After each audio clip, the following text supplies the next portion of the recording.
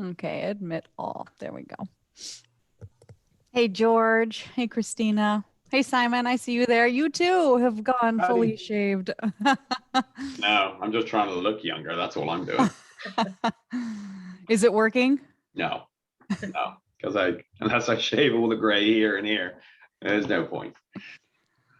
You know, I've got my fantastic gray rogue streak that just goes whenever I put my hair in a ponytail. It looks like I've spray painted the side of my head with a nice big gray. But I think that's one good thing to come out of COVID. You can pretty much get away with almost anything for any reason now. Well, the thing that gets me is I'll look in the mirror and I think, oh, my hair looks just fine. And then I get on a Zoom call and it's like, oh my God, it looks like I didn't comb my hair. Hey, Janie, welcome to your first official Hope meeting. Sorry, did you just take a bite of something and I put you on the spot? I apologize.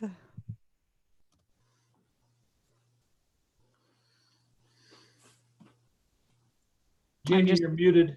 Oh yeah, Janie, you're muted. There you go. Thank you, Julie. I'm excited.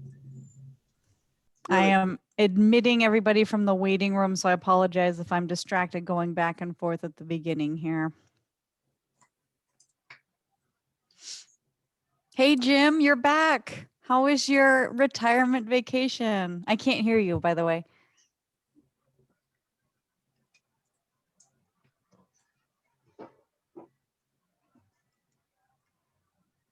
Well, now that I'm back in civilization, I forgot how to use technology. So lucky you. Yeah. Yeah. I see some new faces joining this month, so that's fantastic to see people listening in and interested.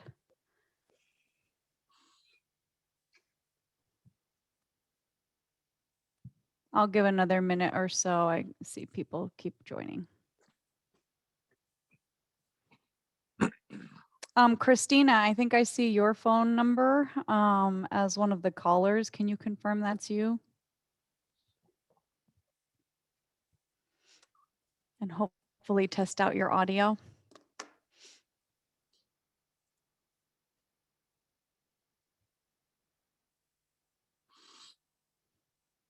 Or Christina, feel free to text me and let me know that you can hear me and hear the meeting.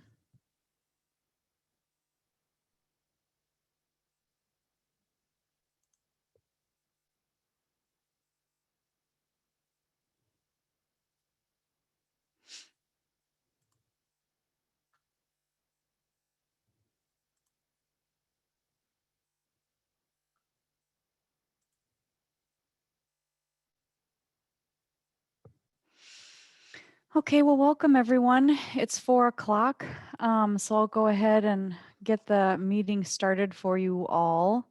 Thanks everyone for tuning into the Hope Advisory Board's May meeting.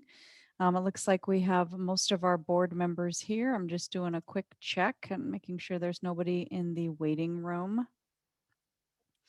Great to see all of your faces. And I'm going to go ahead and screen share just to do some meeting housekeeping. Give me just a second here.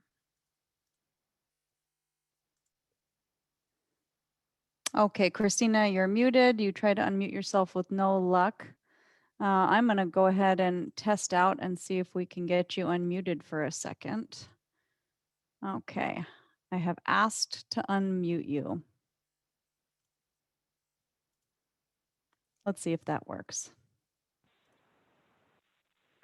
Is that you? Hi, Julie. Can you hear me? Yes, I can, Christina.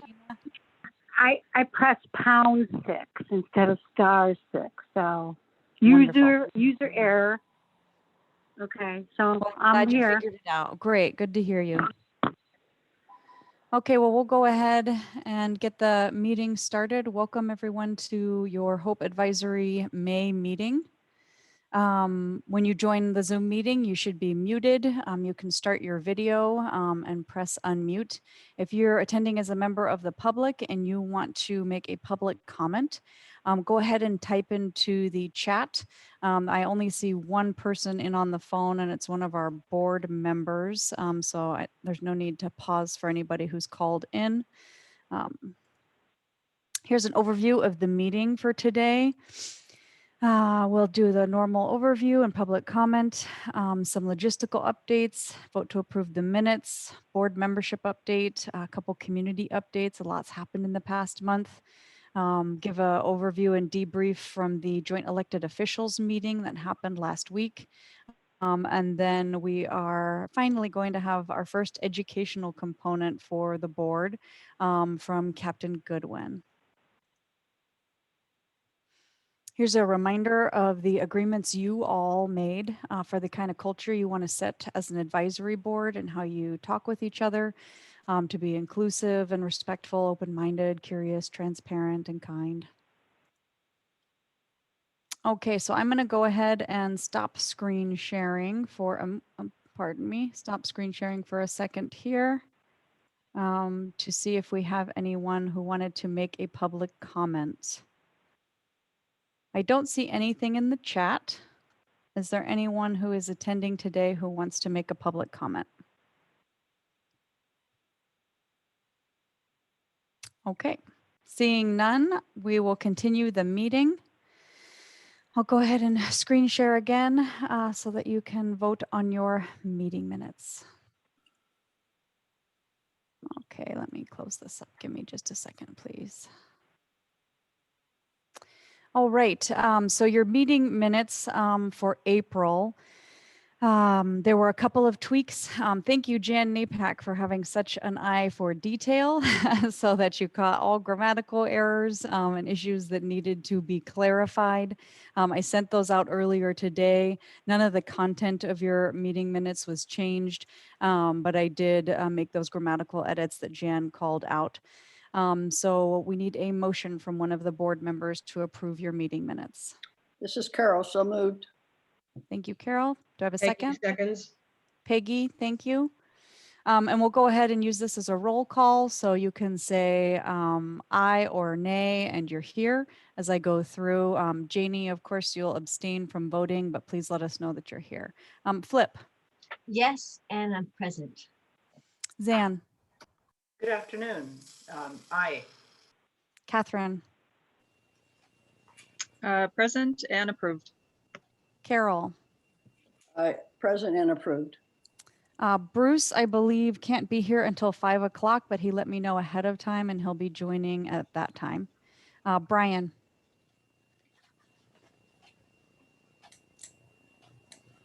And Brian was going to be doing the vaccine clinic tonight and was going to join late or have to leave early, but it looks like he is already at the vaccine clinic. So he let me know ahead of time. Anita. Present and approved. Joel. Present and approved. George. Present and approved. Barbara. Present and approved. Alita.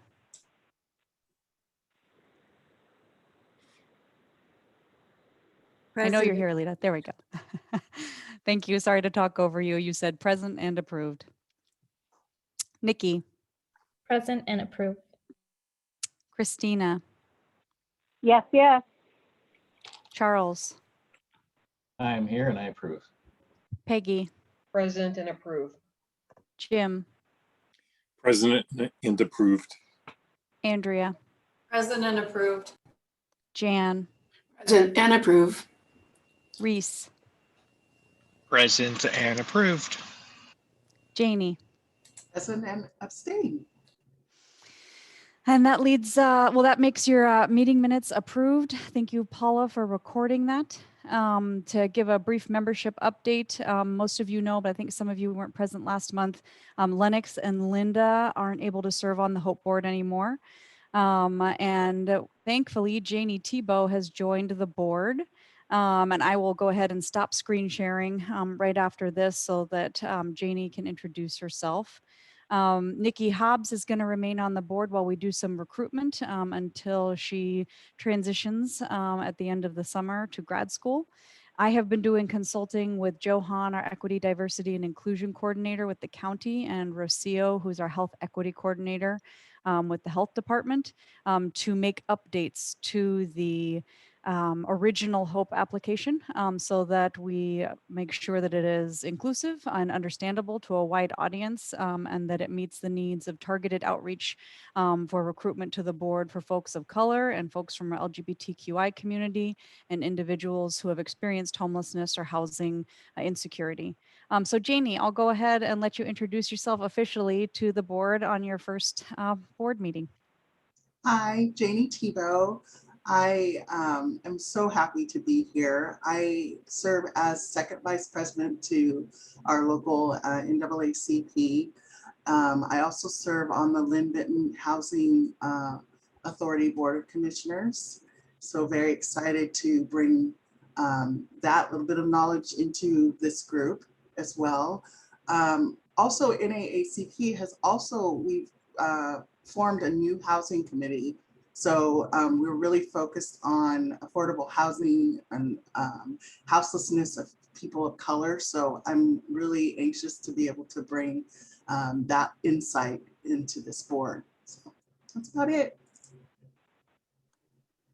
I know I speak for everybody when I say we're so thrilled you're here and thank you for making the time to be on the board. Yeah, appreciate it. All right. You So let can me tell go. she's new because she's all dressed. The rest of us have figured out you just have to throw on a t-shirt and it's good. But she's like all dressed up, but you'll learn. I did want to say, Janie, I chaired the League's Housing Committee, so it'd be great to connect one of these times and talk about what your group is doing and what our group is doing and pool some resources if that works for you. That would be awesome. Love it. All right, cool, thanks.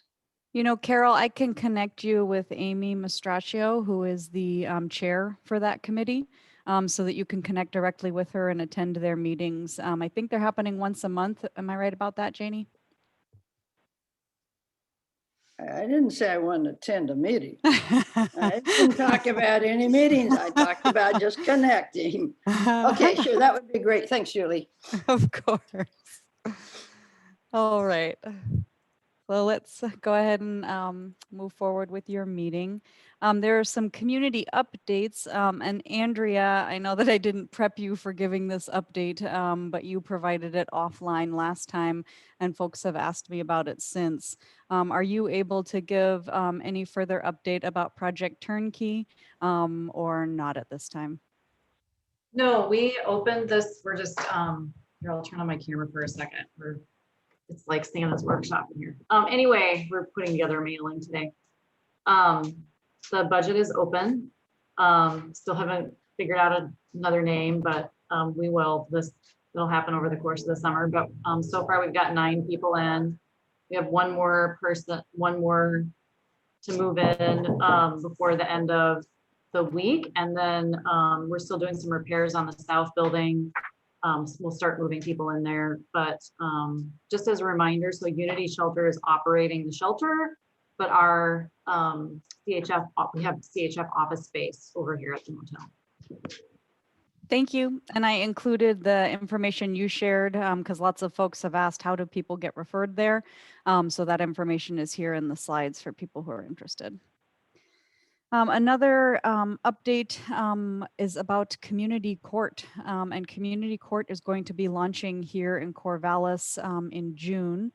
And really the purpose of it is to divert folks from entering jail or a correctional system and try to connect them with supportive services they need.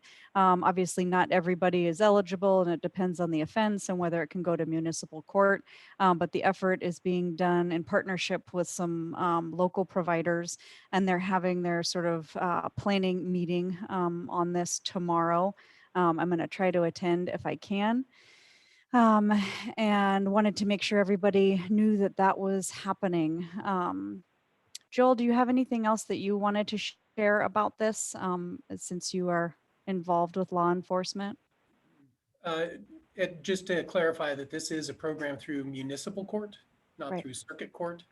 So municipal court is where people are cited just by the Corvallis Police Department. So it wouldn't be countywide, and it would just be for lower level offenses, shoplifting, low-level thefts, disorderly conduct, things like that. So, but that is where we do cite a lot of folks into that court. So we're optimistic that it will have a positive impact. Thanks, Joel. Okay, other community updates. The Corvallis City Council removed the moratorium on enforcement of illegal camping this month. The city staff put together guidelines to help folks who are experiencing homelessness to know where they can legally sleep. I'm just providing that update. This is obviously not a city council meeting. We're really digging into the depths of this or talking about how you feel about it. Is the appropriate forum. So just providing that as an update.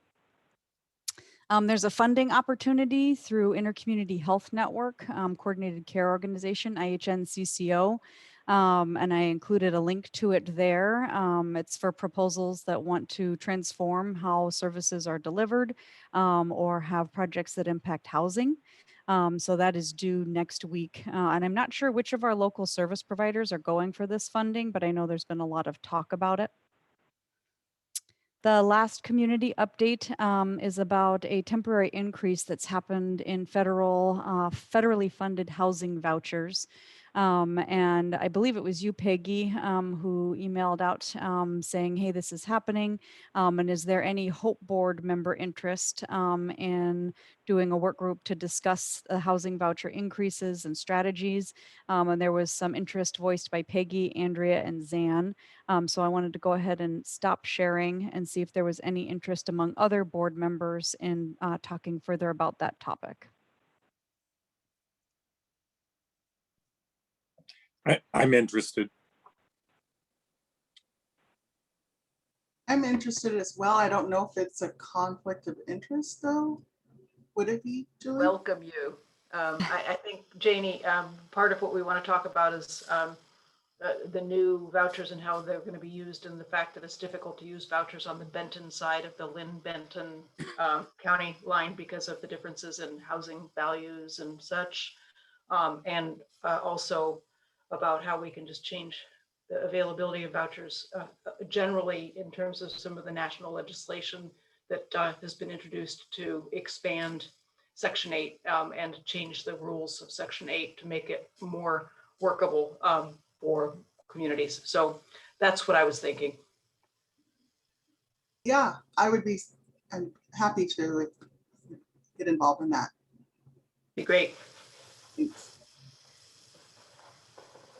Okay, so Zan, Peggy, Andrea, Jim, and Janie, I will send you all a doodle to get you scheduled. The next couple of weeks are pretty full with Hope work. And so I'll probably be looking towards the end of June to schedule a work group on this topic. So I hope that works for all of you. It does. And Julie, along those lines, you had asked about, you didn't know what groups were possibly applying for DST or share dollars. And the Housing Authority and CSC have been in conversation about potentially applying for some DST dollars or share dollars to hire navigators to use with these vouchers. Good. I'm taking notes on that. Sorry, I'm paying attention to you, Peggy. I'm just writing that down so I don't forget it. That's a great update. Thank you. All right. Go ahead and head back. Did we have any more community updates? I think that was it. So now moving on, you all have approved your first round of recommendations. And so there was a joint elected officials meeting last week, and I'm going to hand it over to Zan to give a debrief about what happened. Thank you, Julie. And I'm going to invite both Councillor Mon and Councillor Napak to chime in if I missed something because they were there, of course, as well. Last week on the 20th, the City Council of Corvallis and the Benton Board of Commissioners met jointly. We heard a presentation from Julie of our recommendations from the Hope Advisory Board. And we just barely started to scratch the surface of a discussion about those recommendations.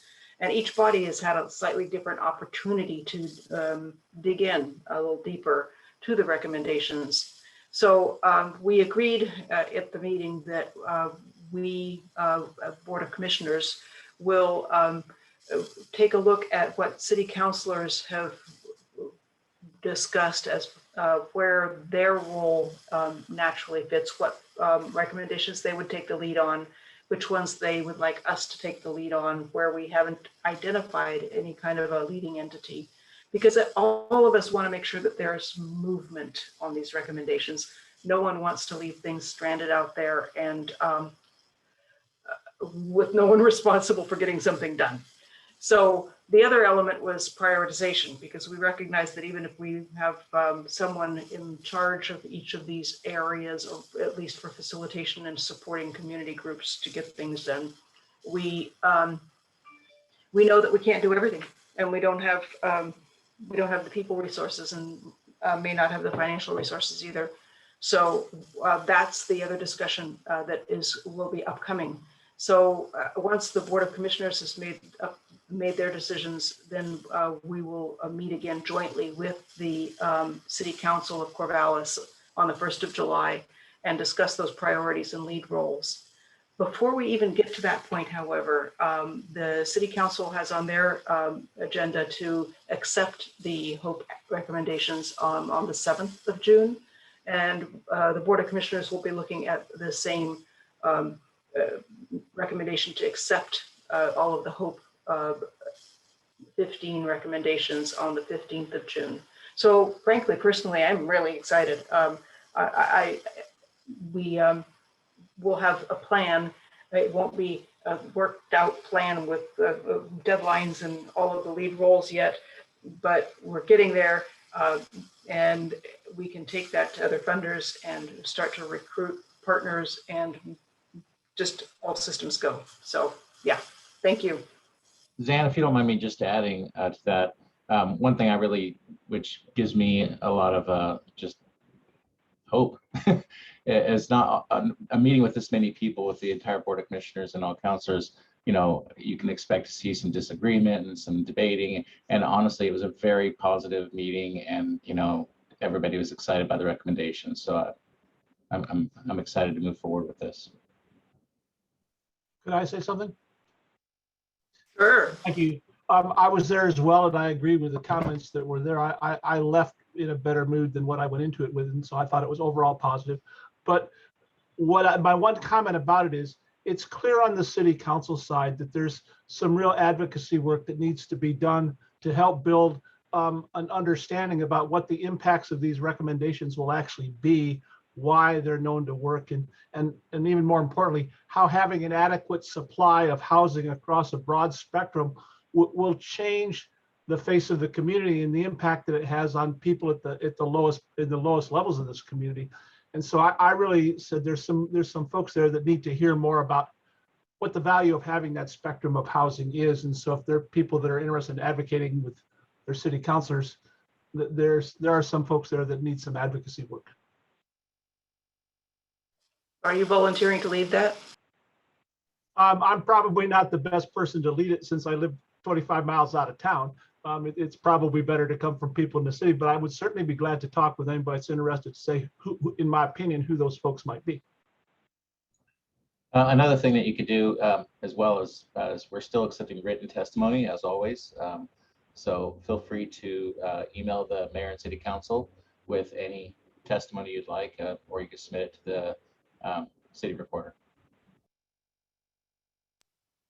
Likewise for the Board of Commissioners, of course.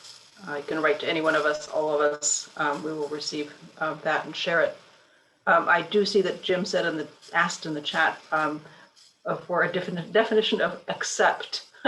I think that we chose at this point to accept the recommendations, like as we would accept a treasurer's report if we were on a nonprofit board, rather than adopting it, because it's not a fully fleshed out plan that has clear lead roles yet and timelines, a sense of price tags. So, but we are accepting the recommendations and moving forward to flesh them out further and move them forward.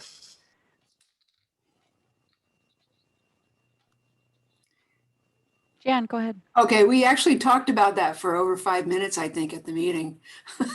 And it's a very high, at a high level, very high level to accept.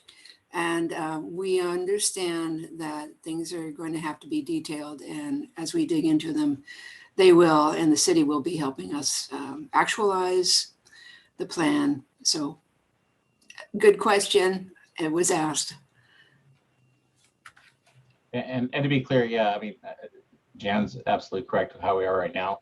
And once we work out the details with the county and get to where we have more laid out plan of who's kind of responsible for what, I do plan on moving to adopt these recommendations as policy, not just as we accept a document, but to actually say these are the goals we're going to work on as a city once we identify them. Good question. Carol, I saw Jim raise his hand first, so Jim first and then Carol. I've been on a few task forces of various or advisory committees over the course over a long period of time, and I've experienced what the word accept sometimes means. I'm also hearing loudly and clearly the comments that our elected officials just made about, the positive look on our recommendations. But I also have to inject a word of caution that the word accept doesn't mean that anyone's decided that any of this is a priority. I also heard loudly and clearly what Zan said about the next steps in the process of kind of figuring out who's taking the lead role and so on. So there's going to be, I think, a very clearly a process for deciding, what's important and what happens next to actually start implementing things. But I don't want anyone to think that our elected officials have yet decided that this is a list of priorities, because as the implementation details get worked out, our elected officials might agree that something's a priority or something's not, or that something's on the back burner, or all kinds of stuff. So I will look forward to, regular updates about the processes they're going through as the details get worked out. And that's normal. I'm not complaining at all. This is a normal process and so on. But I wouldn't want the advisory committee to interpret this as meaning that our elected officials have decided that our priorities that we recommended are now theirs. Is that a fair statement? I suppose I'm not saying anything. That is a fair statement. Yeah. No, Jim, that's a fair statement. I, of course, was impatient. I would have loved to have been able to say adopt right away, but we are going to have a better developed plan and have a sense for what we're committing to as government bodies.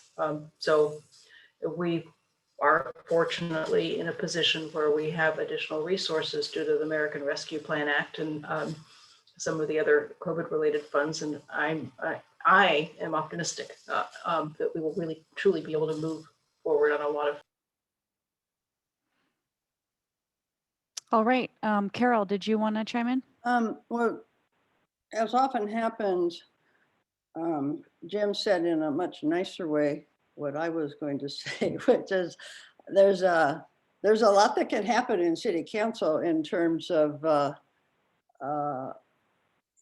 feel good. Doesn't this feel good, and aren't we happy, to the next step of actually doing something? And I'm a little dubious, frankly. I think that there's a lot on the council's plate, and this has been a divisive issue in our community and among council people. And so I too have watched certain proposals take years to get through because they get nickeled and dimed. So I'm hoping that the fact that we have two council people here who are really committed to this. And George, who was on the council, who was ready to, educate people with the stick, that, that this will be a little faster than perhaps the advisory board discussion, which took 2.5 years and is still plugging through. So as I said, Jim said it better, but he often does. And one thing too, Carol, I put it on the slide, but just want to be sure to verbalize it. Quite a few city council members just wanted to express gratitude to you all for the time that you have taken to go through this process so that it makes it easier for them to accept these recommendations or ultimately adopt them. And that was the majority of what I took them through at this joint meeting, of the process that you did to be data driven and use research and engage the community.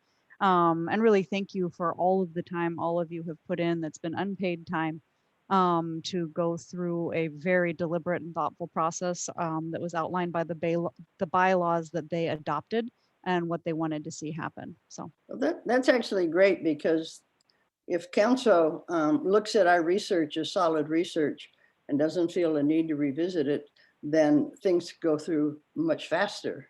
So that's good to hear. Thanks. George, did you want to say something? I did.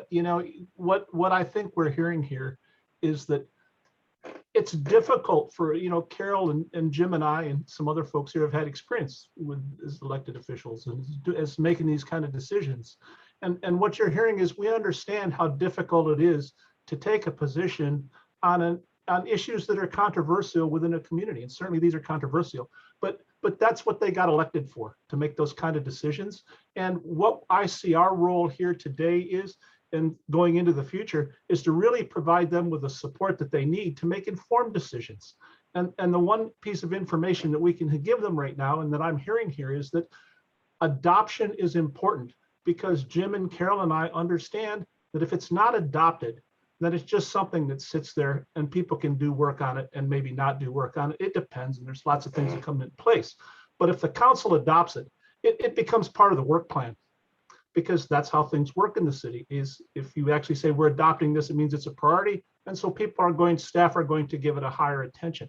And so, this body has an opportunity to serve as advocacy and advice, like we're here to do. And we're saying it's important to adopt this plan. They're not at the point to do that yet. I think the plan they have is solid.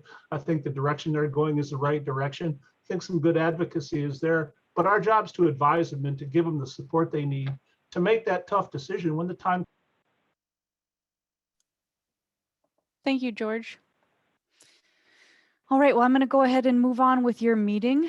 There was one topic that the executive committee wanted to look at and have a discussion about. Apologies, let me go ahead and do big slideshow before the educational portion.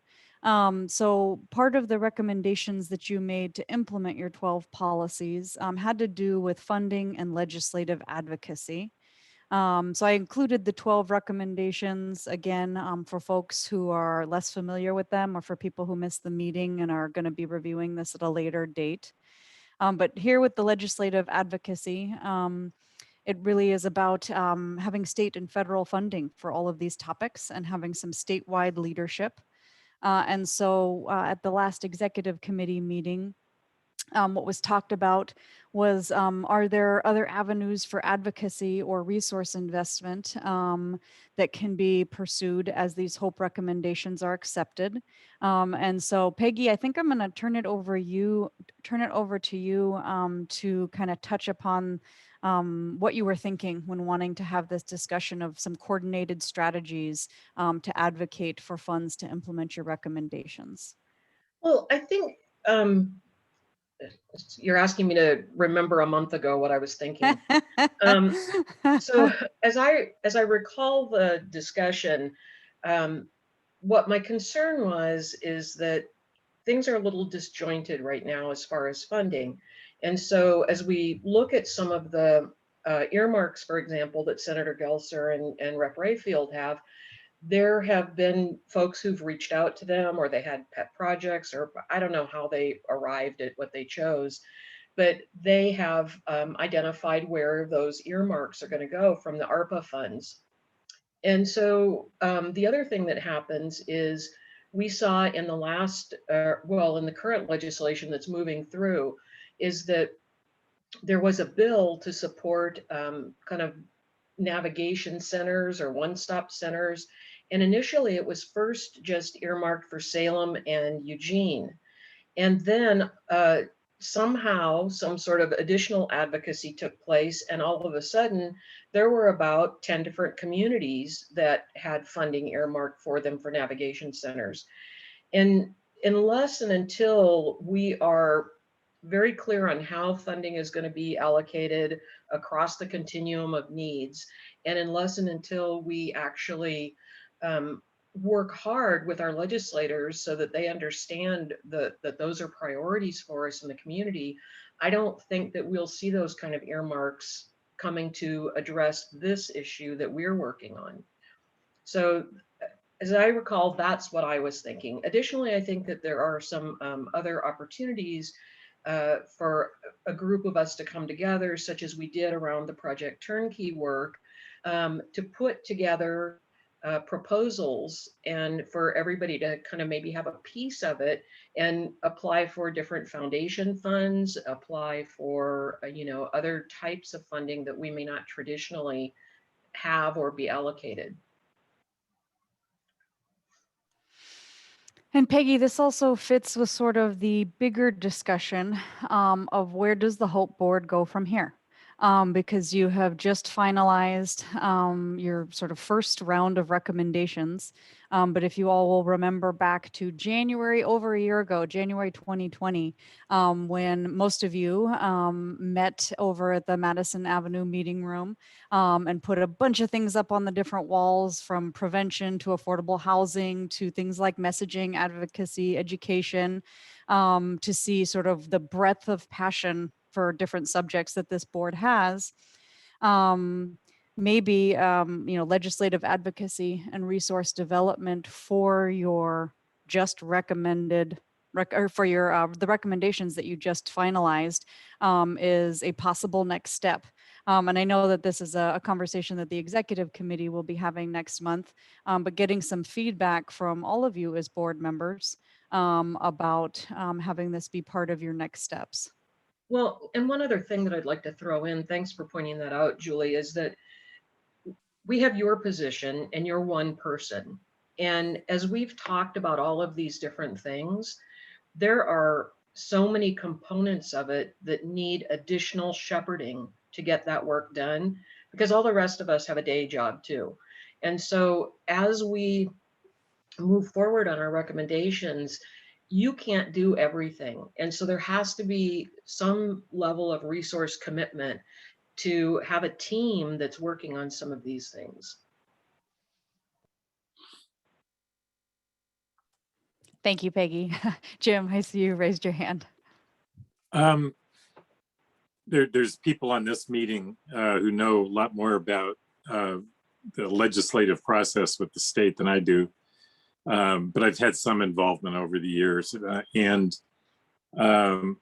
know, I think the thing I want, this is a longer conversation than today, but I want to point out that effective legislative advocacy happens in kind of two ways. One is one-on-one with our elected officials, and the other is through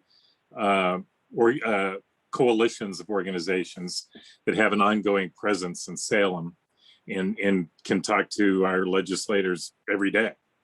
And, you know, they're in the Capitol all the time. And the Oregon Housing Alliance has had an established presence and an effective one for quite a few years. And the one thing I wanted to point out is that local government can be a member. And local government has been a member in the past. The city of Corvallis was a member quite a few years ago, but I believe dropped that membership. I don't know. I don't think the county's ever been a member unless something happened since I retired. And but we can be involved, and and we can affect what the legislative agenda is prior to a legislative session ever happening. And that happens especially through advocacy organizations like the Oregon Housing Alliance. So if the city and the county want to kick up a few notches the effectiveness of their influence on housing and homelessness with the state, I encourage diversifying your participation in lobbying efforts. The League of Oregon Cities and the Association of Counties are very effective, but have a much broader agenda than housing and homelessness. And if you want some focus to this, then I really think well before the next legislative session that you ought to consider becoming members of the lobbying organizations that are effective on housing and homelessness.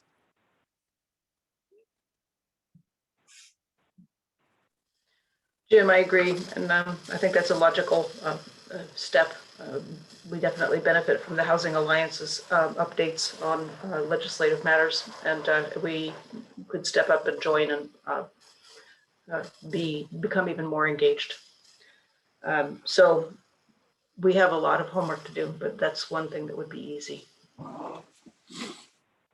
Well, Zan, can I ask a question then? You know, if one of your Hope Board recommendations is for this legislative advocacy, are there Hope Board members who would like to have a separate meeting and almost like a work group to talk about this topic more in depth and come up with some possible strategies like what Jim is talking about with the Housing Alliance?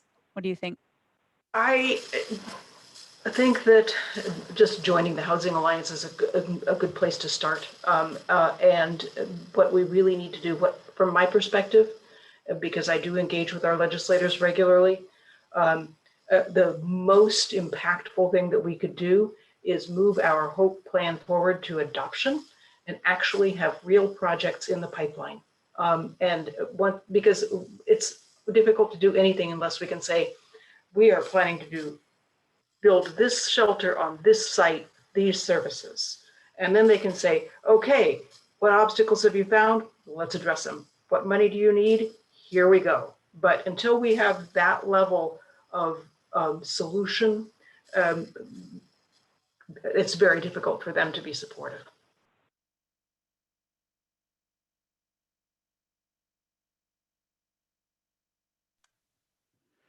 Jim, yeah. I think what you just said, Zan, is exactly why I would echo George's comments that these priorities need to be adopted at some point so that we can say, we have decided as a community, including communities leaders, that this, and this are a priority. And this is what we need. And so that kind of reinforces, I guess, George's comment earlier about adoption of priorities at some point. Can I ask a question about your chat, Peggy, and then we'll go to Catherine? You said if the recommendations are adopted, the city and county lobbyists can make the legislation a priority. Do you mean Association of Counties and League of Cities? No, I'm presuming that, well, maybe I'm making a big giant jump, but I was presuming that the city and county do have a lobbyist. Is it only through the League of Cities and Association of Counties? Oh, correct. Okay. Yeah. You're looking at the lobbyists. Any elected official is basically the lobbyist here locally. We don't have any paid lobbyists. Okay, good to know. So Jim has referenced the Housing Alliance several times, and at the Housing Alliance, typically you have attending those meetings paid lobbyists that represent not just the Housing Alliance, but paid lobbyists that represent Multnomah County and City of Portland and some of the other communities around the state. That's why they get the earmarks. You know, just a thought, this discussion in general brings up the idea that, is there a role for this board to play in following and providing in following that legislation and following those things that are happening and providing opinions about it? It would take time and we'd have to have a process to do it. You know, but if we saw legislation that needed to be passed and this board, officially could say we're supporting that, do we want to think about doing those kind of things? And I think that was sort of Peggy's question is, do we want to tackle the topic of legislative advocacy and how do we coordinate around that topic? But first I want to make sure I don't forget that Catherine raised her hand, and then we'll circle back to that bigger question. So I'm excited that we're having this conversation because what we're talking about is the very next step, which is how do we put action under these recommendations. I like the idea that we're talking about lobbying and being on a higher level, and also that we are really looking at how do we, Suzanne made this point, how do we actually have that project ready to go, like packaged, compartmentalized, here's ideally what we're looking at, here's the dollars that it involves. What does this ideally look like is the question that I have. Is it we're going to hire someone else specifically to take on this particular project and kind of spearhead this? Is that a priority then for this trying to put action behind these recommendations, or is it going to be a collaboration between elected officials, some of the H.O.P.E advisory boards, and some of our service providers? So how do we coalesce around this action idea is my question. I think personally that's part of the discussion that the City Council and Board of Commissioners will be having. Not all of our recommendations require that level of coordination or policy action or state funding assistance, but some of them do. So I think that we will have that discussion when it comes to looking at some of our recommendations, particularly around the emergency shelter system and around resource center, those kinds of things that require capital. Jim. There's something I said earlier, but I want to make sure it's clear and I want to emphasize it. When I talked about becoming part of the Oregon Housing Alliance, one of the benefits of that is that you help determine what the legislative agenda is. It's not enough, or it's only going part way in our effectiveness if what we do is lobby on proposed legislation or proposed budget priorities. I mean, that's important too, because we want to be able to tell people how we want them to vote. But the agenda for a legislative session is determined before the legislative session ever starts. And the agenda for next year's short session is going to be determined this summer and fall.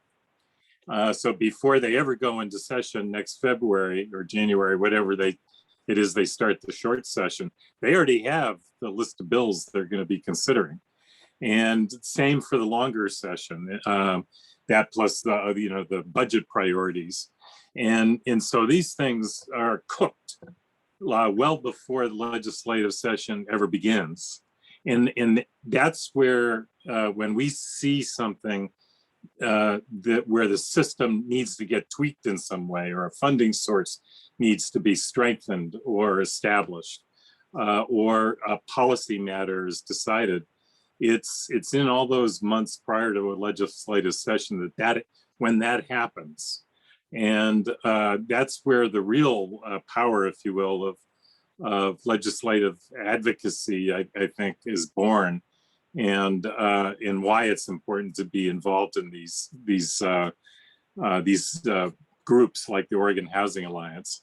And by participating in the Oregon Housing Alliance, the city and the county get a vote on what the priorities will be, get to propose what those priorities will be. And that's an incredibly important process to participate in.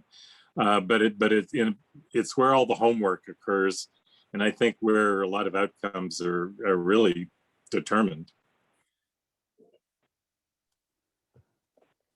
Thanks, Jim. Well, and I think this also sort of informs next steps for the H.O.P.E board. So the executive committee can talk about this in your meeting next month, about how does this board prioritize what you want to work on moving forward, and how do we have that discussion or work groups on topics like this. So I think that's probably an agenda item for next month. Any other discussion or questions about this? All right. go ahead and share the screen again.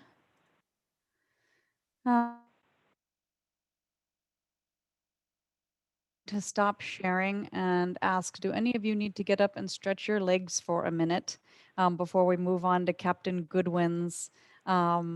Yes, Anita's shaking her head. Okay, go ahead. Everybody stand up and stretch. We will come back at 4:50 in 3 minutes to make sure that we are awake for this important educational presentation.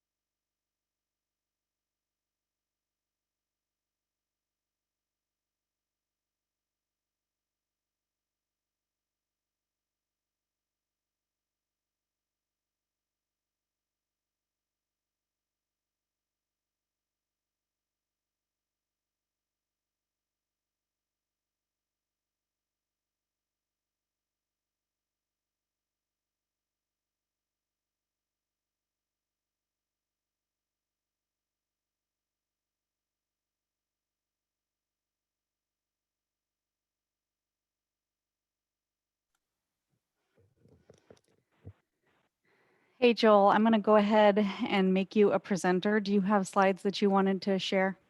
I do. Okay, great. And again, thank you for being able to present tonight.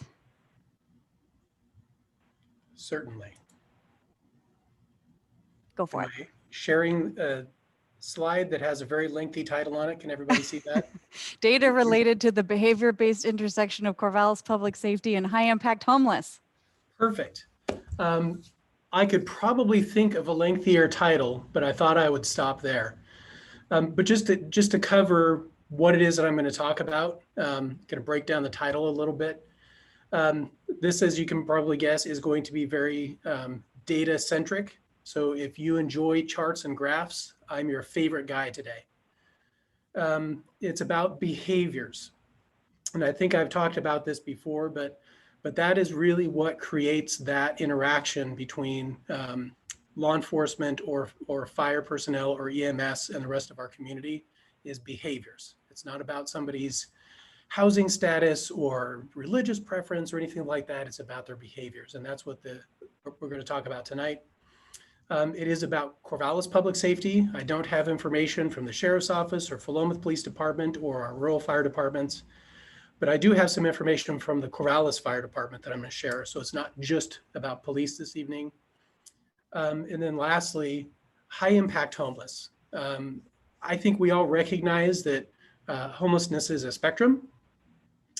We have some folks that it's a very temporary situation and it's just, a few moments in time and they get back on the right path. On the opposite end, we have folks that it's more of a chronic situation and it's something that does have much more of an impact on our community as a whole. And again, that's where that nexus is with public safety. So that's what we're going to be talking about tonight. So to start with, we're going to talk about fire. And this is data from the last 3 years, 3 full years, 2018, 19, and 20. As you can see in the graph here, the total number of fires is about 200 a year for the Corvallis Fire Department that they respond to. And among those, not in addition to, but of those approximately 200, the lighter green is unauthorized burning. So one issue with trying to gather data that is specific to our homeless community members is that we don't track data that way, and the fire department doesn't track data that way. So we have to look for other ways to try to capture that picture. Unauthorized burning is kind of a wide net, but it would include, somebody has a brush pile that they start and then they leave unattended. But it does also include, campfires in parks or things like that that could encompass our homeless community members. But one other category that they have that very definitively does encompass our homeless community members is rubbish fires. And I'm told that this category is very specific to somebody has a fire and then starts throwing things that would generally be considered rubbish on it, which is, I'm told, almost exclusively for people in camping situations. And as you can see there has been a very significant increase in the total number of rubbish fires. 2018, there was 1, 2019, 11, and this last year in 2020, there were 35. So a very significant increase. And again, this is a proportion of that total number. So of the 207 in 2018, only one of those, but in 2020, now we're looking at a much more significant percentage of fires that the fire department is going to that are related to camping. Hey, Joel, can I ask a quick question? Sure. Has data on rubbish fires always been collected, or did it just start in 2018? I do not know. Okay, never mind. Yep. I would speculate that they use the same terminology for a length of time. That's not a question that I have the best answer for, and I don't want to speculate too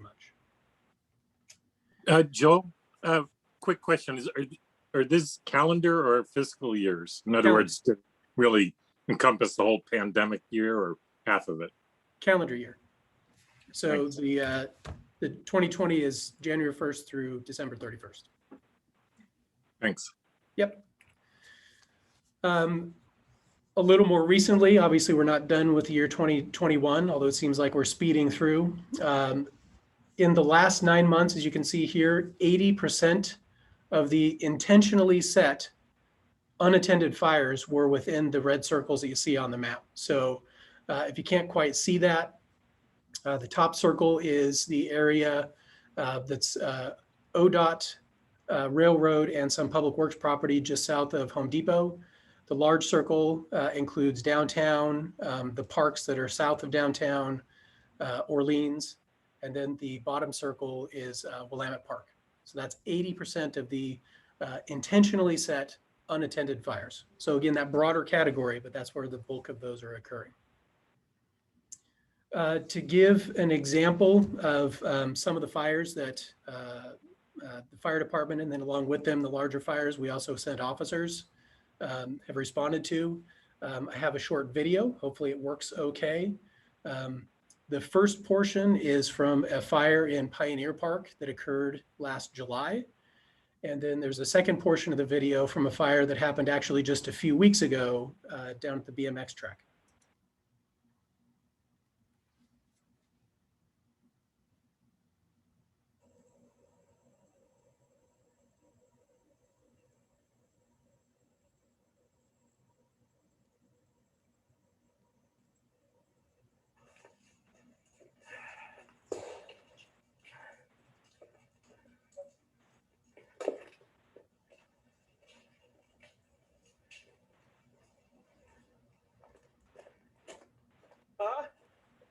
I'm still working on tents.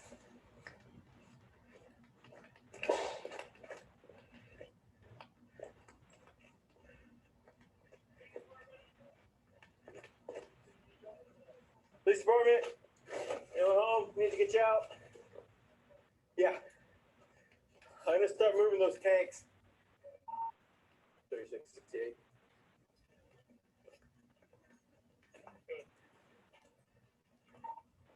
Tents to the southwest are clear. I'm gonna be moving propane tanks.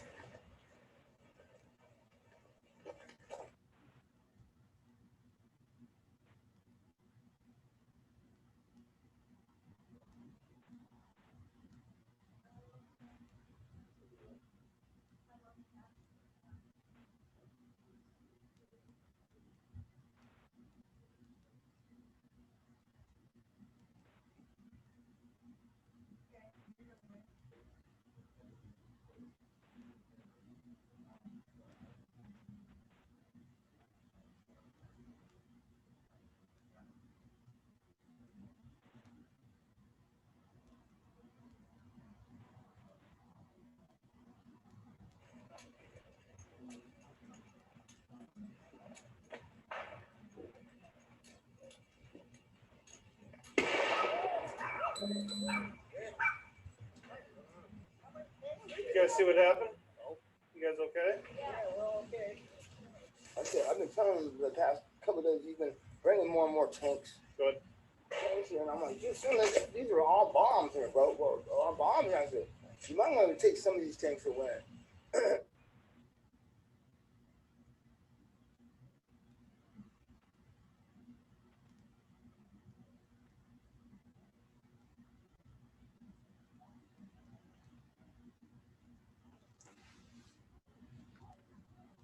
So as you can see from the videos, fires can spread very quickly, pose a lot of danger to folks in the area.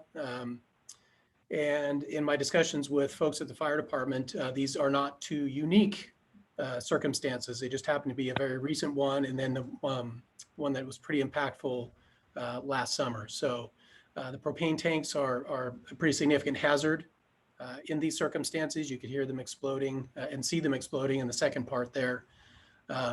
So a lot of hazards associated with that beyond just sort of a run-of-the-mill fire, if you will. Moving from there to more of the law enforcement aspect of this nexus, I want to talk a little more about unlawful behaviors. And again, just to emphasize, this is behavior-based. It's not something that we have officers out looking for somebody based on their housing status.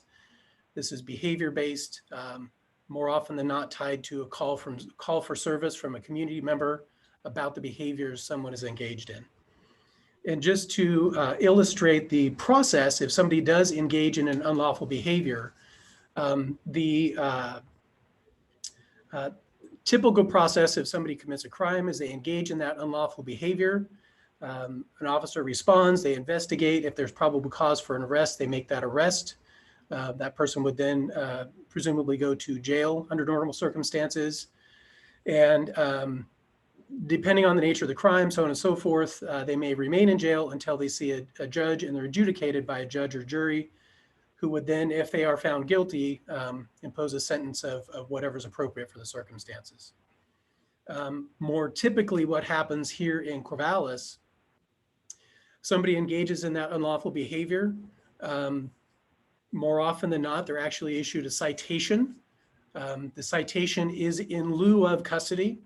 So what the citation says is effectively you have been arrested. You are hereby commanded to appear in court on this date and time. And they are expected to then appear, at which point they would see the judge, they'd be adjudicated, and if found guilty, then there would be a sentence imposed. Due to the size of our jail here in Benton County, as well as further restrictions due to COVID, my understanding is, if I'm remembering correctly, that about 90% of our arrests were citations in lieu of custody last year for the Corvallis Police Department. So really only the most serious offenders actually physically go to jail, especially with COVID restrictions. So what we are finding is someone engages in that unlawful behavior and they get that citation rather than sitting in jail till they see a judge. Well, if they don't appear in court, they fail to appear, well, then the court issues a warrant for that person's arrest. If an officer contacts them again, either because they recognize them and know they have a warrant, or quite often maybe they're engaging in behaviors again, they're issued a citation for the warrant. So then it begins that cycle. They get the citation, they fail to appear, they get a warrant, they get a citation for the warrant, so on and so forth. So they never actually reach that adjudication stage of the criminal justice process. So that is sort of a complicating factor, if you will, of the question of, for example, why doesn't this person who's misbehaving, why don't they get sentenced to drug treatment, or why don't they get sentenced to community service, or something like that? In order for them to get sentenced, they have to be adjudicated. And as I said, we seem to see this cycle for some people of not appearing in court and just getting a citation over and over again. So with those repeat offenders, we took a look from January 1st of 2020 just through May 18th, just last week, and saw that for the Corvallis Police Department, there have been 64 people who have been arrested at least 10 times during that not quite year and a half time period. So it's not somebody, you know, engaged in a behavior and then they corrected their behavior, they're continuing that type of behavior. And to sort of narrow the field down a little bit more, in that same time frame from January 1st of 2020 through last week, 16 people have been arrested more than 20 times. Again, it falls into that cycle of, you know, issued a citation, failing to appear, continuing the behavior, and it's not being corrected. To illustrate that point a little bit more, we have a chart just of those top 16 offenders, the people who offended the most number of times, not necessarily the most serious, because the most serious offenders would get lodged in the jail, but the most frequent offenders. And as you can see, it's not just 20 times, it's, you know, 25 times, 30 times. We have one individual that in that time frame was arrested 71 times. And I want to divert a little bit from the statistics to make sure that you all understand that this isn't just that officers are going out and they're arresting somebody and writing them a ticket and arresting somebody and writing them a ticket. Our law enforcement in this area are problem solvers. We are trying to solve those problems. So if it's somebody that, you know, made a bad decision and they engage in some behavior that's inappropriate, you know, a citation may solve that problem. If somebody's engaging that behavior over and over again, we're going to look for other solutions because we recognize that just simply writing tickets over and over again isn't solving that problem for our community. For example, the person that's been arrested 71 times since January 1st of 2020, I know that our officers have been looking for other solutions to help that person to correct their behavior, trying to connect with family members and with other services that may help the individual. But at the end of the day, oftentimes that person needs to be willing to engage in those. For example, if somebody has a substance abuse issue, we can make all the referrals we want to substance abuse treatment. The person has to want the treatment. If somebody has mental health issues, we can make all the referrals we want. We can connect that person with specialists from Benton County Mental Health. We can make those referrals and make those contacts. But at the end of the day, there's only limited circumstances where we can actually take someone to that treatment unless they consent to it. They have to be an immediate danger to themselves, in other words, themselves or others. In other words, they have to be suicidal or effectively homicidal before we can actually take that person into custody. So if they just have a mental health issue that is coinciding with those types of behaviors, we legally can't force the person to go get the help that we recognize they may need unless they're willing to do it. The other compounding issue, like I talked about with that cycle of failing to appear in arrests, is the arrest warrants themselves. Because each of the arrests that are documented in this graph doesn't necessarily capture the number of charges or the number of arrest warrants that person has. We may arrest a person, you know, this afternoon at 2 o'clock, but it could be that they have, you know, 4, 6, 10 warrants for their arrest. So you can see here with that side-by-side comparison of the number of arrests and the number of arrest warrants, that some of those frequent offenders are getting arrested over and over again on multiple warrants. In a quick read through of the data that I obtained to put this together, some of those warrants date back to 2017. So that same case where they engaged in that behavior, you know, 4 years ago, still hasn't been addressed through the courts, and they're continuing to reoffend without proper engagement to change those behaviors. As you can see, the person number 3 on this list, since January 1st of 2020, has had 131 warrants for his arrest. 131 warrants in less than a year and a half. So our officers may go out and contact the person because they're fighting or they're drinking in public or whatever it may be. And that person will have, 7 warrants. I recall one instance where a person had over 20 warrants for his arrest, and they resulted in citations because we don't have the capacity to do anything other than that. And again, our officers are trying to find solutions for that. We're problem solvers. We recognize that just writing tickets isn't correcting the behavior. We're looking for other solutions, but those other solutions are not always effective or able to be obtained. And just to draw a little more of a nexus to homelessness as part of this frequent offender in terms of unlawful behavior.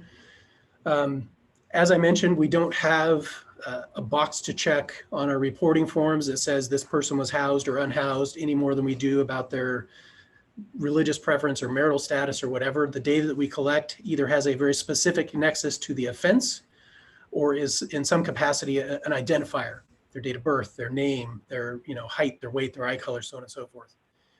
But what I did ask is for some of my staff to go through and based on their experiences and understanding, go through the list of the people who've been arrested 10 or more times to give their best understanding of that person's housing status, since that's what we're here to learn about. As you can see here, with those people that have been arrested 10 or more times, 73% we believe have been predominantly homeless during that time period. Another 8%, we're not 100% sure, but we're relatively certain that they've been homeless. 13% we simply don't know, and about 6% we are certain that they have been housed during that time. So that repeat offender for that behavior issue, a very, very clear nexus to people who are unhoused. And another thing worth mentioning is that this is a best educated guess. Like I said, not only is there not a box to check, but when we ask somebody for their address for a citation, they may give us a mailing address. So it could be a shelter or somewhere else that they just simply receive mail, because that's effectively what we're asking for. If the court needs to correspond with them, that's what we're asking for. They may give us an ID card that has an exceedingly out-of-date address or something like that. In looking through that list of 64 individuals that have been arrested 10 or more times since the beginning of 2020, I would say about 8 actually showed an address of transient. That's what we enter into the citation. The rest had an address of some sort or another. Whether or not it was valid, I can't speak to that. But in our experience, this is the ratios of those who are homeless and that repeat offender. If we drill down into that list of people that have been arrested 20 or more times, you can see that of the 16, 15, we are fairly certain that they have been homeless for at least a good portion of that time. And there's one person we're not completely certain, but we believe it's pretty likely that they've been homeless during that time. So again, a very, very solid nexus between those two issues. Moving beyond the repeat offender, if we just want to look sort of geographically, what's happening with arrests here in Corvallis. I have a heat map here for you. So where there is no coloration on the map, we don't have any data for arrests. Blue is very few, red is more, and then the yellow is the highest number. So you can see on the heat map here that in 2018, downtown was the area that we had the most arrests geographically. 2019, very similar. 2020, similar. That big yellow blob in the downtown looks like it shifted south a little bit further. But downtown is definitely an area where we have a lot of arrests. We also have a lot of calls for service, whether they result in arrest or not. Looked back during that same time frame, just at total calls for service, excluding traffic stops. That's typically an officer-initiated activity, so excluded that. So we're looking at any kind of call for service citywide. And in 2019, 24% of our calls for service for the Corvallis Police Department were in the downtown area. So between 1st and 8th Street, between Tyler and Highway 34 in that downtown area. In 2020, that was up to 25%. And year to date for 21-21, we're up to 28%. So at least 1 in 4 calls for service that the Corvallis Police Department has are in the downtown area.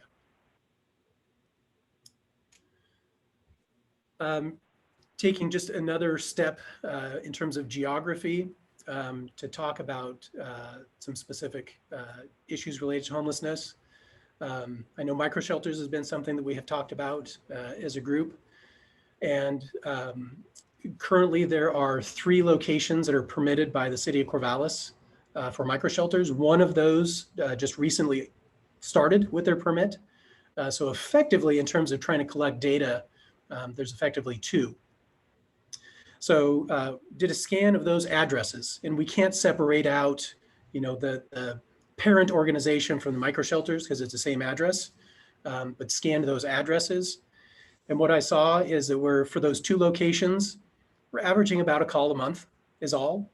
I actually went through the entire list of all the comments that are in our dispatch files for each of those calls.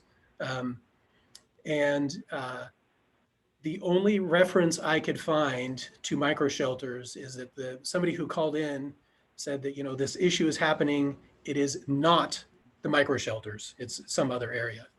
The general themes that I saw were, somebody's in the parking lot in the middle of the night. We think they're, smoking marijuana. There's a vandalism that occurred, or, we think somebody's stealing a bike or something like that. I could not find anything that was specifically linked to the microshelters. And this is sort of echoed from our folks at community development, the people that are responsible for permitting those, is that by and large, they're not hearing about any issues from the community. There might be something once in a while, but generally those are going very smoothly is what I'm told. If we look at tent camping, and granted we don't have a managed campsite, so it's not exactly the same, I recognize that. But if we look at tent camping, as we know, parks are often areas where people tent camp. And historically, not just recently, but just historically, Pioneer Park, BMX Park, and the skate park have been places where people frequently camp. That's not a new thing. And looked at those specific areas. So that geographical area, because they're more or less connected between the Pioneer skate park and the BMX track. And looking back to 2019, Corvallis Police Department had 526 calls for service between those 3 parks. Not all of those are necessarily related to tent camping, but as areas that are frequently areas where people tent camp, there's likely a correlation there. So 526 calls for service in 2019. In 2020, just over 1,000, so almost double. To me, this seems to correspond with an increase in that behavior. I think it's probably worth mentioning that the 2019 calls compared to 2020, we had about, I think, less than 1/4 the number of illegal camping calls for service in 2020. So actually the other calls for service are even that much more elevated. And year to date in 2021 through yesterday, we've already had 374 calls for service. And a call for service could be anything from a welfare check to a follow-up on another investigation. It could be disorderly conduct with somebody fighting. It could be an open container of alcohol. But we have also had calls for service within these 3 parks in the last year that include more than 1 stabbing, other serious assaults. I believe I was told yesterday that we actually had an incident where somebody had discharged a firearm during the course of an argument. So fortunately, not all of those calls are that serious, but there are some serious calls in there as well. And on that note, specifically with those three parks, wanted to share something that's not specifically data, but share a little perspective in terms of officer safety. A few months ago, we had an officer that was dispatched to one of those parks for a report that a woman was struck by her boyfriend. Investigated that call for service. The boyfriend had already left the area, so the officer wasn't able to contact him immediately. Later on during the shift, the officer came back through the park looking for the boyfriend to continue the investigation and resolve that because the boyfriend and girlfriend were camping in that particular park. As the officer was driving through the area, a man started flagging the officer down. You know, come over here, you know, hey, officer, you know, shouting at him. The officer stops, gets out. The officer realizes that essentially that there's a fight brewing between this man and another man, both of whom are camping in that park. And when I say fight is brewing, I mean the officer essentially stepped in the middle of it to try to prevent physical violence between these two people. One of the persons had a walking stick that he was brandishing as a weapon. The officer stood in between them, tried to separate him, tried to de-escalate him, said, you know what, just go your separate ways. You know, let's not make this a big deal. One of the men grabbed onto the officer and tried to push him so that he could get to the other man and presumably assault him. And as this is happening, a third man who wasn't involved in this altercation was shouting at the officer and then went to his tent and came out with a hatchet and started approaching the officer as he's trying to break up or prevent this fight. So this is sort of a little shared perspective on our concerns with some of these behaviors, certainly not all of them, but with some of these behaviors. And at this point, it's not an official policy, but it is essentially a procedure that for these parks in particular, that anytime we have a call for service, we generally send 2 officers just to make sure that everybody is safe. And again, we're problem solvers. We're trying to find solutions. We're not just simply responding and arresting people and throwing them in jail. Like I said, in this particular example, the officer was essentially trying to de-escalate and send both of these parties their separate ways without taking any enforcement action. I know that that going back to that graph with the man that had 131 warrants since the beginning of last year, we recognize that every person is a unique individual, and believe it or not, we do care about the people that we serve. This particular individual that had all the warrants, I know that he struggles with substance abuse, and I know that I have offered to try to connect him with services personally over the years. He's been chronically homeless for a number of years. And I also know that on one occasion, he was able to connect with services. He was sober for a good length of time, and came across him just in the course of living and working in Corvallis, and offered encouragement and support. Unfortunately, it wasn't something, sobriety was not something he was able to follow through with. And as you can see from the graph, you know, we sort of go through that cycle there. But we do look for solutions.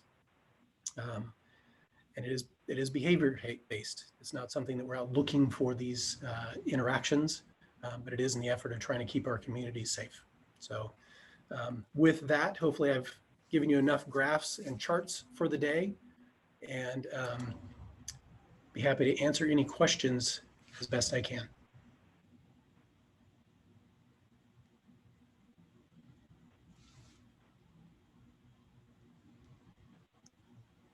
Hey, Joel? Yeah. I'm not quite sure what to make of all of this. You know, you threw out a lot of information, and it you know, the overall implication is that our homeless population is quite a expense for our society in terms of arrests and fires, et cetera.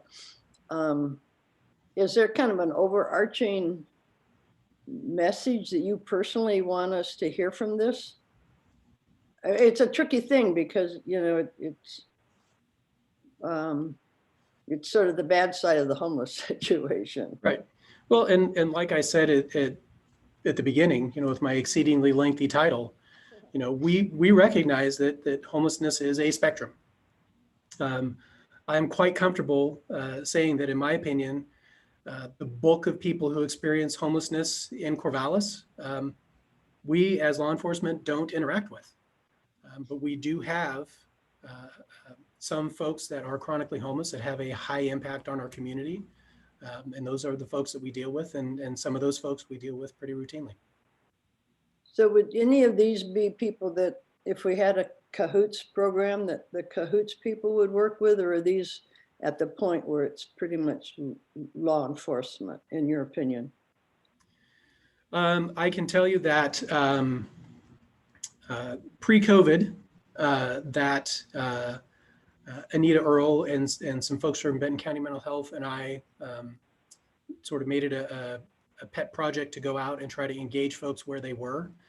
And a lot of the folks that we tried to engage with, Anita had some great success with some of those folks, and some other folks, no change. So I don't know that cahoots is going to be able to solve all these problems. I think that a quick drive through Eugene would sort of indicate that there's still a lot of work to be done there as well. And I had one final one. In terms of the micro shelters, we've certainly heard, I think from Barbara actually, that there's been a history. Typically certainly over by the Congregational Church, there was a lot of concern and people were saying that there had been thieves and thefts and trespassing. And so those people may not have called the police, but that doesn't necessarily mean there's not a concern out there. You are correct. Okay. I can also share that with the permitted RV camping that we had in Pioneer Park, which again, we're address based, so I can't go through our data and separate out, you know, just the parking lot for RV camping versus the rest of Pioneer Park. But I can share that there was a very high workload for our community development staff related to that. And I got several emails asking about, you know, hey, could you tell us about the person who brandished the gun at someone else last night? And my response was, nobody called us. So we don't know if it even happened. It certainly wasn't reported and wasn't investigated. So it's not necessarily uncommon that people don't call the police for everything that could be a police matter. And then again, we're very fact-based. So I'm not going to do a scan of all the addresses around microshelters and then assume that anything that's happening is related to the microshelters. Like I said, with one of the microshelter locations, the bulk of the calls for service were related to a parking lot that's adjacent to a park, which I would have to assume, based on the comments that I read in those notes, really didn't have anything to do with that particular location or the microshelters at all. Just that there was a parking lot that was out of the way where people could sort of do what they do in parking lots in the middle of the night, kind of thing. Joel, we have some questions and comments. Catherine, and then George, Jim, and then Andrea, and then Flip. So I'm curious how, Captain Goodwin, you feel about, as this is portrayed, it's actually pretty alarming. I think some of us have an insight that, you know, there's a lot of, we're looking at some of the worst offenses. We're looking at some of the deepest needs. Do you feel that the Chelsea, Massachusetts hub model, which we've been calling it, but now there's a new name for that too, that we're looking at recommending, will impact this arrest or caseload that you are picturing here in this presentation? That's one question. And then the second one is, do you feel that if these individuals had the safety and stability of housing around them, so that you're taking away this crisis level, that would make a big difference in these top arrest cases that you are featuring tonight?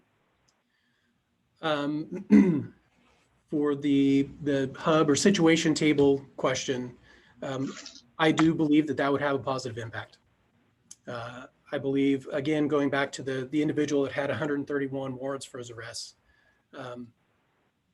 in talking with him on multiple occasions when he was under the throes of his substance abuse, not a lot of traction, come back next week or not today or whatever. But I believe that if we had a situation table like they have in Chelsea, Massachusetts, that would be something that could provide better access. If it was another officer who maybe didn't know all the resources, they could bring that information to whoever the CPD representative was at the situation table so that it could be addressed. I think that would be much more successful than the sort of disjointed model that we currently have. And I think with the second question, some people could undoubtedly benefit from stable housing. I think that it's important to recognize that some people aren't interested. And usually from my experience, from a law enforcement experience, again, with that extreme end of the spectrum, that those are oftentimes the folks that have sort of the most antisocial behavior. I've talked to folks that, I've said, hey, it seems like you are a hard worker, and if you get a couple of things sorted out, so on and so forth, and they're, quite frankly, they're just not interested. Now, could that be influenced by substance abuse or something else? Perhaps, but we can't force someone into housing either. So some people would benefit from it, but I think there's always probably going to be a contingent of folks that just want to do what they want to do. Thanks, Joel. Next up, we have Jim, George, Andrea, Flip, then Zan and Barbara. Joel, first of all, I really appreciate that presentation and all the work that went into collecting it. It's definitely a lot of information that we need to absorb and take to heart and incorporate into the solutions that we recommend. There's well, I guess the question, a number of years ago, I had a conversation with a leader on the adjudication side of things who made a case for the expanding the Benton County Jail. And one of the eye-openers, I mean, I happen to be someone who thinks we put too many people in prison in the United States. So having said that, that's not the same thing as our local jail. And in the conversation really opened my eyes on the lack of options that law enforcement has and its relationship to that problem solving that you're talking about, of actually trying to get someone into a situation where maybe some of these behavior problems can be addressed more effectively. And so I guess my comment is to Joel and to Zan in particular, the two of you, can you say something about the relationship between the options that are or are not available to you and the ability to solve problems as it relates to the jail? I think that as you know, sort of going back to that model that had that circle in the middle where you never got to the adjudication. Sometimes people sort of think of law enforcement making an arrest as sort of being the end of the criminal justice process, where really it's more the beginning. And I think that, as Julie mentioned, our municipal court is going to have a community court. So our circuit court has a drug court for drug-related offenses or people who have substance abuse issues looking for alternatives. Because I think that the courts as well are looking to solve the problems, not just simply lock people up for extended periods of time. If somebody's out stealing because they have a substance issue, let's figure out how we can address the substance issue so they don't just steal again once they get out of jail. The same thing with community court. How can we address those at a more foundational level rather than just sort of addressing the symptoms? But it's also difficult that we have a number of people that never make it to that next step of the criminal justice system because there's simply no way to get them there. There's no way to keep them in one spot until they see a judge. And as solutions may present themselves, of course, we're always going to evaluate those and look for ways to solve that problem. But like I said, about 90% of our arrests last year were citations. We had instances where people fought with police officers and we wrote them a ticket. So, and then I guess it's up to them that hopefully they actually appear in court. So it's a difficult problem to solve. I would be happy to address that. Thanks for that question, Jim. We've taken a couple of steps at the county in the last year to addressing this issue of the failure to appear rate and all of the social turbulence that goes along with that. One is that our new jail commander, he's been here for about a year and a half now, has added additional space in the jail. It's very creative every time we do that. It's such a small space. But then COVID hit and we haven't been able to use any of it. So that's been the challenge. The other is that we are setting up a pretrial services program. There are programs like this all over the country. It's not particularly novel. There are not that many of them in Oregon, although they are increasingly being adopted. There's a push again to embrace pretrial services as the best practice. And part of what this means is supporting those offenders to actually make it to court. We in Benton County, for instance, our circuit court doesn't send any reminders of court dates. So if you're living on the street and you have a substance use disorder and you might not have a timepiece, are you going to actually make it to that court date? No. So we are working on a reminder system. It'll be cell phone based, most likely. And we are also working on a strategy to have, short-term use phones so that people can have some system to actually receive that reminder if they don't have a telephone. So that's one strategy. And we're also going to be working with our parole and probation folks to help provide some services to people in that interim between the time when they are cited and are due to appear in court. So they might actually get some of that help prior to adjudication rather than only after adjudication. So it's just one more way that we're trying to introduce services at an earlier point or intercept, as we say in the criminal justice system, before you go around that revolving door. We'll see. That we are just starting to roll that out. We've identified staff to work on that pretrial services program. It's just going to be getting up and going in this next fiscal year. George, thank you for your patience. Yeah, thank you. I want to echo some of the things that Jim said just a moment ago, that I really appreciate CPD being here and the time they took to put this together, and really know that I understand that what they do is oftentimes are the first responders on an issue that has been part of the community for a long time, but the primary response, I would imagine, if you look at it from your perspective, Joel, is that, if we just write one more citation at some point in time, it's all going to get better with that one more citation. But it's not. And what that is a symptom. That's a symptom that we don't have the infrastructure in place to be able to manage the kind of issues that we have in this community as a result of people being unhoused. And that's exactly why we're here. And everything that you presented today is one of the most solid foundations that we can build on to encourage our elected officials to say, it's important to do something now because this system isn't working. We know what's missing. And so this shows what's missing. And I think that your report did a really good job of showing that. One other thing I want to say is I just want to caution, though, about making very broad assumptions about very specific problems. It's, when you look at things like unlawful behavior and you look about calls for service, those are good things to get big picture views of.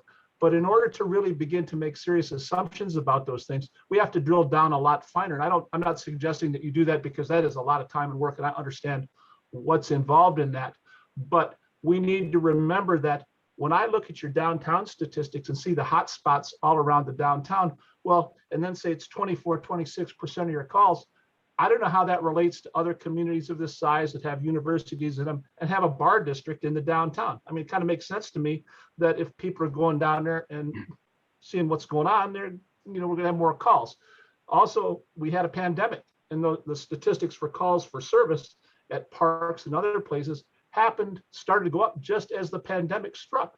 And so I'm sure there's pandemic related issues there, which is why I think it's really important that we don't make broad assumptions. And if we want to make we don't make broad assumptions broader than this is just another example of how the system's broke, and we're offering solutions to fix it. So thank you. And I appreciate Chief Van Arsdale being here. I see that he's in this meeting, and it's great to see that he's our new police chief and that he's here. That's important.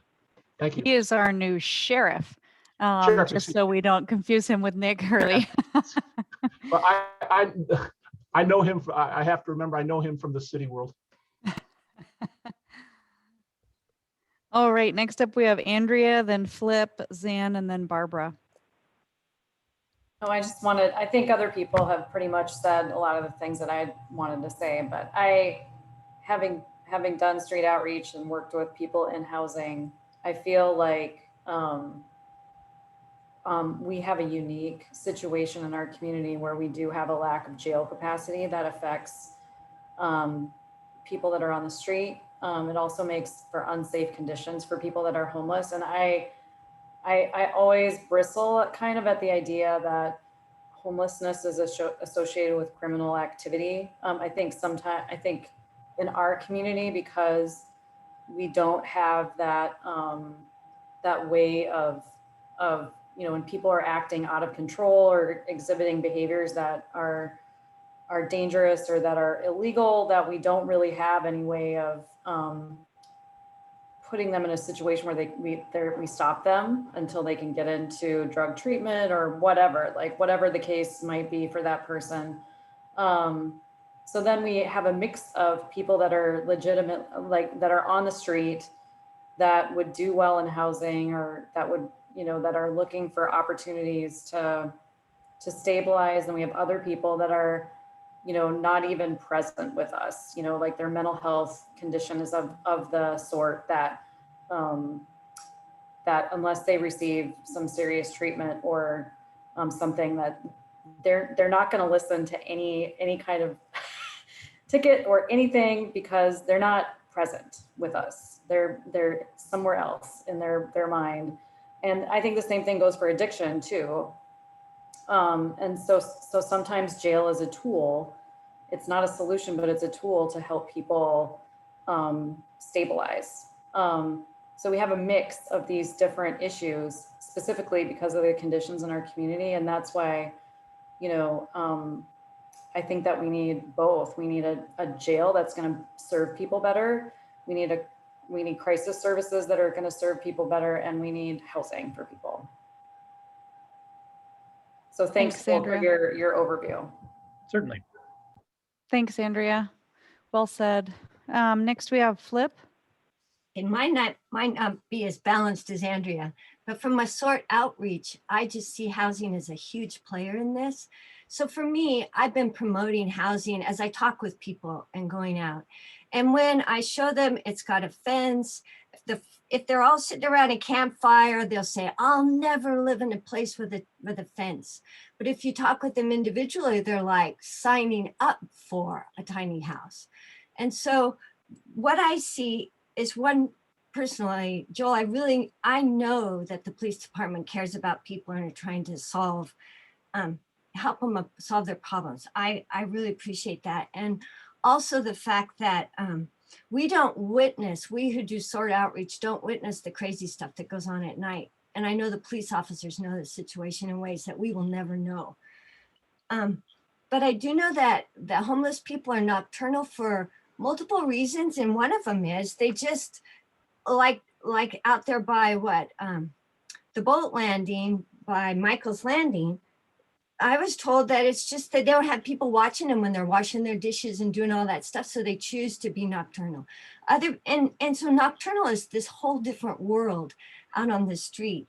And so when we finally do get our housing in place, we're gonna get so many people into housing that there won't be as much crazies going on in the future, because people living in tents are so vulnerable. They hate it when you go through and there's ripped tents and the next day and they're just like, I don't want to be here. These people are, and on they go. So I see the vantage point of just not the 16 that are extra trouble. I probably know those people, but don't even know how awful they get. And in the night. But I do know that when you have less people camping together, there's less fights you're going to have. And housing is going to address this in a big way from my vantage point. Thanks, Flip. Next we have Zan, then Barbara, then Jan. Joel, my question is a small one, actually, because the question asked earlier about jail space and jail issues actually gave me a chance to say some of what I wanted to say. But in terms of the 16 offenders with those more than 20 arrests, what proportion of the overall unhoused population does that actually represent? That's one of the things that I think we just always need to keep in mind, that it's not everyone. Right. Well, and like I said, with my exceptionally long title, this is that end of the spectrum. This is not representative of everyone who experiences homelessness. It's an extreme end of the spectrum. Unfortunately, that particular end of the spectrum does have a lot of impact for the rest of our community. The bulk of people who experience homelessness, I am willing to bet that my officers never even contact. Thanks, Joel. Barbara, then Jan. Thank you, and thanks, Joel, for this information. It is eye-opening, and I did want to respond to Carol. Yeah, I was the person who was talking about the car prowls, and we just experienced our third one, and I finally did call the police department and log it. But I do live near the tree farm, and yeah, so our neighborhood is trying to approach that in a compassionate way, but it is a little frustrating when you wake up and somebody's gone through your garden shed and stolen your tools. So my question to you, Joel, is thinking about the data that's behind the data that you provided, which was very informative.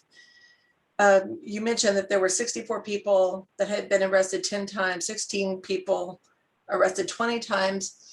And in trying to, and thinking about this in terms of the funding ask that this group has put forward in the recommendations, it would be helpful if we knew on an average how much time like one officer or two officers spend in that citation process, going through the call. And because then we can start breaking down how much of a Corvallis Police Department's budget is being spent on 64 people. And I think that would also be very informative. The second question I had is, it would be helpful to know the breakdown on the unlawful behavior that led to the citations. Is it just that they're camping or public urination or public drunkenness, or is the bulk of these confrontational or involving violence in some way? And the point that I heard in what Andrea said and from this data, and we talked about this in the past, is there's probably a small, and this is from somebody who has lived as a homeless person for a time, and knows that there is always a percentage of the people on the streets that are never going to seek help. And so this crisis response may lead to permanent housing that is, it may be an institutional setting. And just wanted to throw that out there. Thank you. And to try to answer a couple of your very good questions. In terms of micro shelters, I was being vague and not listing specific locations because I didn't want anybody to feel like I was, picking on certain locations. Safe Camp is not permitted by the city, it's permitted through the county. So that's not one of the two that I was referring to. The other two are a little more centrally-ish located in Corvallis. And then the third one, like I said, just started with their micro shelters, so there's no data. In terms of the amount of time spent on a warrant, there's no good way to calculate that without physically going through each individual circumstance. I can tell you that my perception is that the bulk of those are related to other behaviors. In other words, there are occasions where somebody will say, oh, hey, that's, so-and-so, I know he has warrants, and they stop and, address it. But my perception is more often than not, without having data, that they're engaging in some other behavior, which leads to, I think, your next question. The behavior is usually significant enough that it generates a call for service from a community member. There's no law against public drunkenness. There's no law against loitering. If somebody calls with either of those, we don't send an officer because there's no legal authority to stop or detain somebody for an offense that doesn't exist. It may be drinking in public. More typically, it's some sort of disturbance or disorderly conduct, which is fighting, or something along those lines, which is more typically what it is. We don't issue, honestly, we issue hardly any citations for illegal camping, especially this last year, obviously, with the changes that we've had. Even in typical years, we're talking maybe 5% of the time to 10% of the time do we issue a citation. And those are the people that, over and over and over again, we've given them warnings and so on and so forth. And it's like, okay, that's not working. Let's see if maybe a conversation with the judge can change that. So that's usually much more serious than that in terms of the reason why we're chatting with them. So did I answer all your questions? You did. Thank you. Okay. You're welcome. Thanks, Joel. Our last question is Jan, and then we will wrap up and go over some next steps. My question spins off what George's comments and Barbara's comments. I know that, the data that you presented today, I'm sure there's a deeper well and more refinement that we could, I don't know if we would take advantage of it or not. But one of the things that if our recommendations go into service and we start enacting those, do you think that these numbers that you gave us today, or something else that you didn't have time to give us today, would show an improvement? I don't think I'm understanding your question. Show an improvement in what regard? So if we were to take a particular data set that the CPD puts together, and this is our starting point, our base rate, and then 5 years from now, we look at that, can you draw any conclusions that what H.O.P.E recommendations were instituted may have helped or not have helped the issues that we were talking about today with your presentation? We could certainly look at that data. I think the difficulty might be in finding direct correlations. Now, just broad yeah. Population statistics. I don't think we can find exact correlation. We can find general, like George was talking about. With so many different moving pieces, if we do come up with 120 beds for permanent supportive housing, and we come up with, if we implement the situation table or hub model, and we, get some criminal justice system improvements that has more robust support for those that are involved in the criminal justice system. There's so many moving parts. My only concern might be is which one would we point to and say that was the fix, rather than a little of this, a little of that, a little of the other thing. I'm But just trying the to, data will be there. Yeah. yeah. So this is a snapshot. Yes. It's okay. And that's about it, Yeah. right? Okay, great. Thanks. Thanks, Joel. One other question just to draw your attention to it in the chat from one of our community members attending, Ben Danley. I'm just saying it would be interesting to analyze data on victims of crime in Corvallis and see if there's a similar overrepresentation of people without homes who are victims of crime, although it's likely they are less likely to report. Yeah. I would agree that would be very interesting. My experience over the last 23 years is that although I believe people who are homeless are frequently victimized by other people who are homeless, it has been my experience that there's sort of a spoken or unspoken code that you don't report it to the police. So, which is frustrating for us, because if somebody's committed offense against another person, we want that person to be held accountable. But at the end of the day, we need people to tell us about it, to share with us, to tell us what it is that they saw or heard or witnessed. So, and that is much less common with our the homeless folks we interact with than sort of the population at large. Well, thank you, Captain Goodwin, for putting this together on short notice. That was my fault, and he did a great job on this.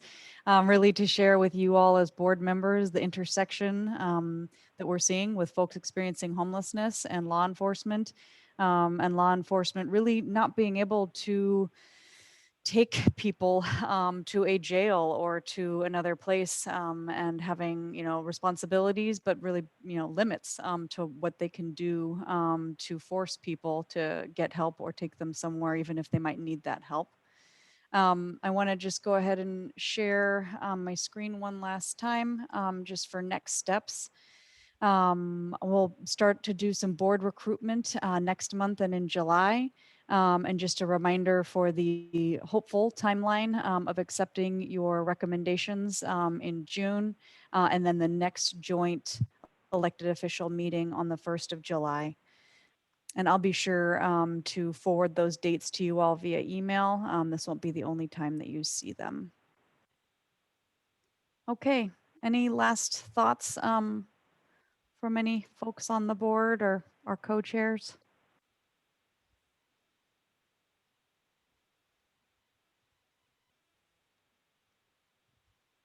Yeah, Jim.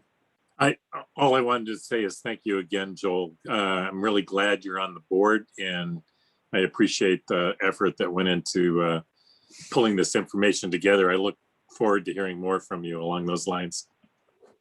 Thank you, Jim. Alita. I see that Andrea had to leave, but she didn't toot her own horn, but she's apparently giving a League of Women Voters presentation tonight on turnkey. So if anybody wants to check in that at 6 o'clock today, after this. All right, well, thank you. You've done an immense amount of work in the past year, and it is very appreciated by city and county elected officials as they go into this next month to look at accepting them and how to operationalize them. So let me reiterate again their thanks that I heard resoundingly at their joint meeting. And we will all see each other soon. Thank you all so much. Thank you all. Have a Thank you wonderful all.